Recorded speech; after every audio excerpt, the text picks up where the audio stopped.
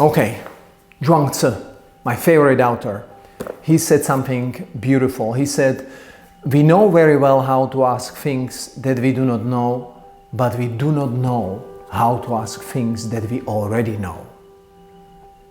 It maybe sounds complicated, but he said, we know we do not know, but we do not know we already know. It seems like we are really skilled in reaching out, trying to reach out beyond the horizon of what we currently know. And that's really good, that's very important. It's good that we are curious creatures. And so we read books, we inform ourselves, we listen to other people, what is their opinion, what is their knowledge. We follow ideas, we follow protocols, but it seems like that this outwards notion is not very well paired with this notion of what do I already know? Even when you look at your own body, you see the history, you see the evolution, you see in shape of your hands what was the dialogue between us and the environment. And it is similar for our historicity of becoming, our history of becoming, what stories we carry but are kind of forgotten, or we feel they are ordinary and not useful to other people.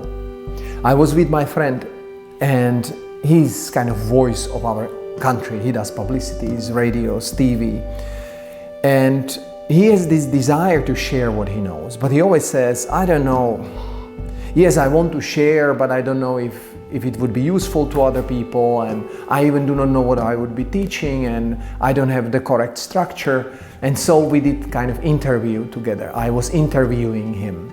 I was trying to bring forward of what he already knows. And very quickly, he realized that there is so much that he already knows, that the structure is already there.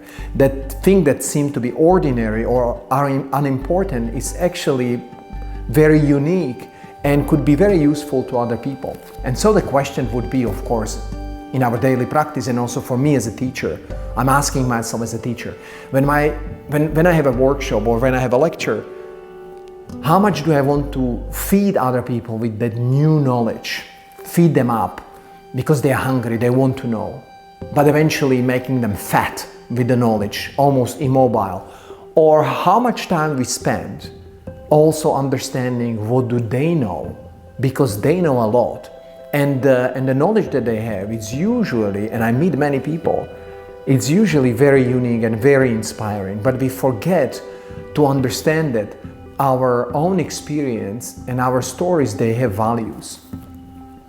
And so how do we organize the practice in such a way that these beautiful stories can be seen and can be articulated and brought forward so they can be useful to other people as well?